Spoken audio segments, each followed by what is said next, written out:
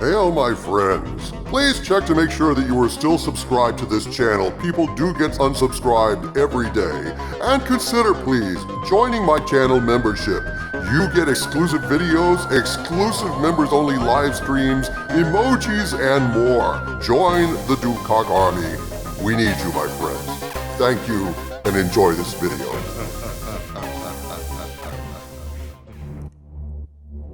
My friends, you don't need me to tell you that Hollywood is one massive dumpster fire, a cultural morass of propaganda and cultural vandalism almost entirely devoid of imagination, heart, or soul. Remakes and reboots and rot, oh my! Hollywood is not so much a dream factory as a dream recycling center, where our old myths are tossed into the wood chipper and the shredded lifeless plastic is dumped into the recycling bins of our minds, and we pay them for the privilege of watching these rehashed wrecks on our soylent screens. Well, my friends, not content to recycle our myths, our culture, our heroes, and our dreams, Disney is now trying to pioneer a way to recycle us. According to the legendary leaker WDW Pro on the WDW Magic Board, the Walt Disney Company is looking for a new technological solution to one of Hollywood's oldest problems: humans. Yes, my friends, in this age of beer buggery, humans, and in particular actor humans, are considered to be more problematic than ever. They've always been difficult to work with. They want money, they care about their characters, and are reluctant to perform in terrible scripts if they happen to have taste. They have egos, they have feelings, and they have an unfortunate habit of aging and eventually even dying.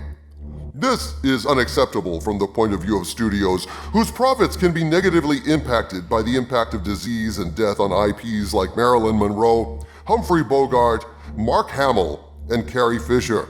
And so according to WDW Pro, Disney is attempting to do something about this troublesome actor problem. They're developing technology to take actors out of the equation. And according to WDW Pro, Mark Hamill has already signed the rights to his body away to Disney. Lucasfilm will now be able to do anything they want to a virtual Luke Skywalker. So how does that make you feel? In a post titled The CGI Paradigm Shift, WDW Pro goes into some detail regarding Disney's attempts to pioneer a new technology to pass CGI actors off as human, including clones of dead actors of the past. That's right, my friends. The beer buggery we've all been suffering is now driving Disney to push forward with this technology, a technology they potentially view as their salvation. A technology that would transform actors of the past, present, and future into digital assets that can be utilized at their whim. Let the cinematic grave robbing begin. In this post, WDW Pro writes, "Received word recently that Disney is seeking to diversify its ability to produce movies and shorts in the event that the pandemic continues into the future, or in the event that such a crisis should ever occur again. According to sources, Disney is seeking to push forward with the same technology used to create movies such as The Lion King 2019 and The Jungle Book 2016, as well as human facial CGI seen in Rogue One, to begin work on an unnamed film that would be fully computer animated but presented as a live-action film featuring human characters.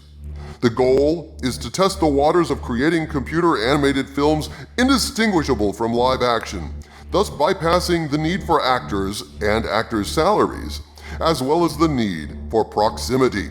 According to one source, the unnamed film is a movie about young Indiana Jones, though no other person has been able to corroborate the subject matter. Specific to Walt Disney World, the interesting information is that due to the Guardians of the Galaxy 3 film shooting being significantly delayed, the company is interested in using Cosmic Rewind as a proof of concept if they are unable to get the coaster film work completed by the actors in person on time. Given that the young indie film, if the one source is accurate, would be 3 to 5 years out, This provides perfect timing for Disney to test audiences' reactions to the technology they've developed within an attraction. Decisions should be made within the next 2 months as to whether or not you'll be seeing a virtual yet indistinguishable from real Chris Pratt when you hop on the coaster. Feige has likewise expressed interest in potentially moving forward with an offshoot Marvel series using the virtual live-action system. Meanwhile, Lucasfilm inked a deal with Mark Hamill without much fanfare within the past 18 months, which permits them to produce films using a CGI Luke Skywalker. I'm told that within that contract, Disney also is given the ability to use CGI faux reality Luke in future adaptations of Galaxy's Edge. Unfortunately, due to the abysmal financial situation, the latter may not come to fruition anytime soon. Both in the parks and in theaters, it is likely going forward that Disney will use the pandemic to slowly begin moving towards computer animation as a substitute for human actors. Of course, this doesn't mean that Disney will immediately stop traditional live film, just that they have the capability, for the first time in history, they believe, and they're now prepared to move forward with it to some degree, if only because they never want to be in their current stalled position ever again. So, what do I think of this? I think this sort of thing is inevitable, unfortunately. The recent advances in deepfake technology are stunning and disturbing. In a world where we can't even trust that a person we know and love is real if they contact us on the phone or send us a video message, when we can no longer trust any footage we see on the news, when acting is no longer a sincere expression of human wisdom and emotion skillfully evoked by an artist who has spent their life acquiring the insight and skill to inhabit a character credibly, but simply a programming exercise, there really is no adequate way to express what we may be potentially losing. What will happen to our civilization when everything we see on the screen is synthetic, utterly devoid of soul, of that trace of reality called heart? Will there be an impact on the character of humanity when the already simulated emotions projected on the silver screen are just one more step removed from the panoply of human expression? Perhaps this perspective is too grandiose, too theoretical. Perhaps it'll be just fine. But the more we remove the human element from art, the more we allow it to be the playground of AIs, the further removed we become from our culture, it seems to me. But all that said, let's look at the proposed project. A young Indiana Jones movie? WTF. A young Indiana Jones movie? Are you kidding me? So basically, if this post is true, and I think in the past WDW Pro has been pretty damn accurate, Disney is pioneering a technology where they can essentially do anything, and they want to do a young Indiana Jones movie? How about a movie with, a younger Harrison Ford in it? You can already pull some kid off the street and show his lovable shenanigans with his little pals now, with the existing technology called real life. You could have young Sala helping him and teeny Belloc squealing on Indy to the junior high principal. Oh yes, it was Indiana who stole the trophy from the case. You can do that now. Who the hell wants that? We already have season after season of young Indiana Jones. They did a TV show way back when. TV show nobody remembers or cares about because we don't give a shit. If you're going to use this grave-robbing technology, if you're going to go to the trouble to dig up Hollywood, at least dig up the right grave. Give us an Indiana Jones adventure with Harrison Ford in his prime. Raiders of the Lost Ark Indy, Temple of Doom Indy. This is like you lead a horse to water and it poops in the pond. But even worse, a virtual Luke Skywalker? Really? At this point, I truly question Mark Hamill's judgment and passion. Of all people, Hamill should appreciate how badly a lousy director can utterly ruin a character, an actor's legacy, and an entire film franchise in one horrible moment. Famously, Mark Hamill wept on the set of Last Jedi, kneeling on the ground with his hand on R2. Hamill was very vocal about how badly he disagreed with every choice that Rian Johnson was making in The Last Jedi, feeling that they ruined the character of Luke.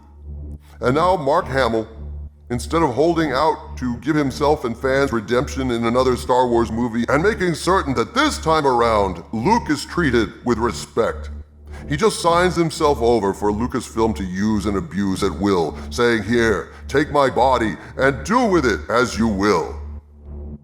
Sure, why not? Lucasfilm has proven it will at all times treat legacy characters with the respect and care that is their due. There's no way they'll have Luke Skywalker dance like a monkey in a bikini for an organ grinder while sucking something green from something unsavory to further a message about diversity or BLM or whatever cause they think would be furthered by humiliating Luke Skywalker one more time. It's true that recent rumors suggest that George Lucas may well return as the head of Lucasfilm, and a new renaissance of excellence in Star Wars may ensue. If this is the case, then Luke Skywalker is in good hands. But given the potential for abuse here, I am flabbergasted. I am dismayed. I am disgusted.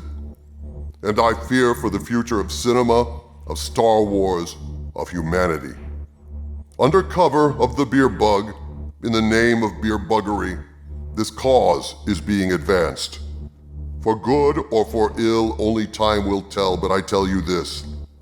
In a world where art for humans is made entirely by machines, hasn't Skynet already won? Who needs to launch nukes when you've got a digital Luke Skywalker dancing in a bikini as a CGI organ grinder plays on and on and on? From the center of the earth, this is Dictor Van Doomcock bidding you all, my friends, stay angry.